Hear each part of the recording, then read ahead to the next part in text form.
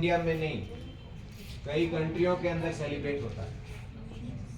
और सबसे इम्पोर्टेंट बात कि जितने भी कंट्रीज है, सबसे ज़्यादा अगर युवा किसी देश में है तो वो है अपना हिंदुस्तान, इंडिया, सबसे ज़्यादा। और यही इन्होंने कहा कि जब तक युवा नहीं चाहेगा तब तक किसी का कुछ भला नहीं हो सकता है। तो इन्होंने अपनी एक छोटी सी उम्र में इतना बड़ा नाम किया। कितनी एज थी इनकी? 39 ईयर के ही थे ये। उसके बाद सर्वलोक पधार गए थे।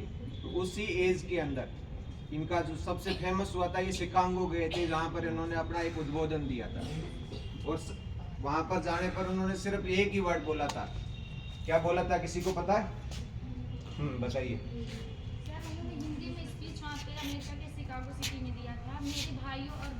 हाँ, हिंदी में नहीं, वहाँ पर इंग्लिश में बोला था, अमेरिकन ब्रदर एंड सिस्टर्स। सिर्फ एक वर्ड से इससे इतने फेमस हो गए, ब्रदर एंड सिस्टर। इसका मतलब क्या है? सामने जितने लोग बैठे हों मेरे भाई और बहन। उन्होंने वहां पर इस चीज से क्या समझाया कि जो सामने जो मेरे लोग हैं वो सब क्या है? मेरे भाई और बहन। ये हमारा एक अपनत्व है, अलग नहीं हो। आप किस देश में हो, किस वेश में हो, किस भाषा से हो, आप किसे कपड़े पहन रहे हो, उससे कोई मतलब नहीं। हम सब एक हैं। ये संदेश दिया। धर्म का मतलब भी यही होता है कि हम सब एक हैं। तो सबसे पहला संदेश तो ये था उनका।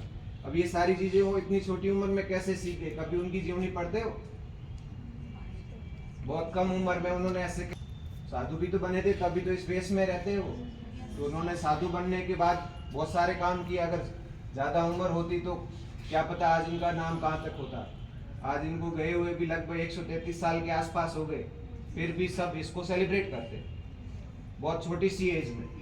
तो अब अपन भी अभी कोई बहुत बड़ी एज नहीं, अपन भी छोटी एज में। तो अपन भी इनके अगर मार्ग पर चलने पर, अगर पथ चलने पर चलते हैं तो अपन भी कुछ कर पाते। तो इनका सबसे बेस्ट स्लोगन है, क्या है?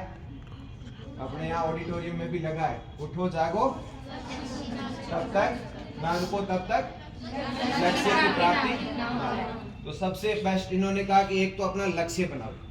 क्या बनाना है आपको? लक्ष्य। लक्ष्य से भटकना नहीं है। उनके पास एक पर्सन गया था, छोटी सी कहानी है उनकी भी। उन्होंने कहा कि स्वामी जी के पास गया और बोला कि स्वामी जी, मेरा जो टारगेट है उस टारगेट तक पहुंच नहीं पाता हूँ, उस टारगेट तक नहीं पाता हूँ। तो उस टारगेट तक पहुंचने के लिए मुझे क्या करना चाहिए? तो उसने कहा कुछ नहीं। वो एक छोटी सी कुटिया में रहते थे, साधु थे। उनके पास एक डॉग भी था। तो उसने कहा कि इस डॉग को ले जाओ और कुछ दूर तक घुमा कर लेके आ जाओ। तो स्वामी जी ने जैसा बोला उन्होंने वैसा ही किया। वो लेकर गए, डॉग साथ में था, फिर वापस लेके आ गए 10 मिनट बाद। तो डॉग तो बहुत तेजी से सांस ले रहा था और वो आराम से आए। तो पूछा क्या हुआ? तो कहीं कुछ नहीं। तो आप और डॉग में दोनों में क्या डिफरेंस दिख रहा है? तो उसने कहा कि मैं तो सीधे रास्ते गया था, सीधे रास्ते आया था, और बट डॉग को क्या हुआ, जो भी चीज दिखती, कभी इधर गया कभी उधर गया, कुछ भी चीज थी तो उसके पास देखने जा।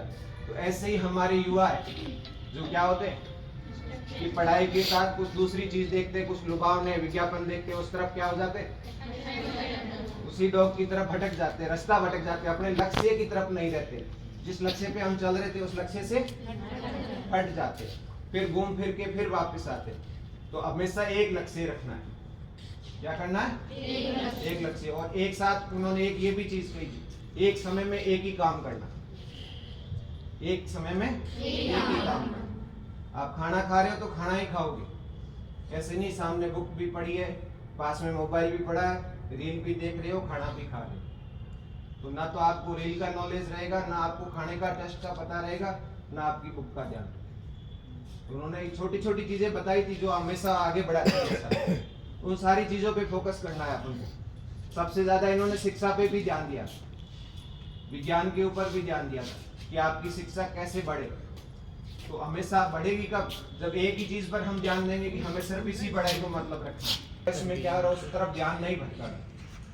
होता ना कई बार ध्यान भटक जाए, इंजीनियरिंग वो कर रहा है तो वो वहां पहुंच गया, पुलिस में जाते तो वहां पहुंच जाते, आर्मी में जाते तो वहां पहुंच जाते। क्या हुआ? हमारा ध्यान भटक गया। या फिर एक साथ हम 2-4 चीजें कर रहे हैं, कंप्यूटर कोर्स भी कर रहे हैं, ये भी कर रहे हैं, वो भी कर रहे हैं, ऑनलाइन भी कुछ कर रहे हैं, तो ध्यान मत भटकाइए। समझ रहे हो ना इन चीजों को? ध्यान नहीं भटकाना है, एक लक्ष्य रखना है। इसके अलावा जब वो बिल्कुल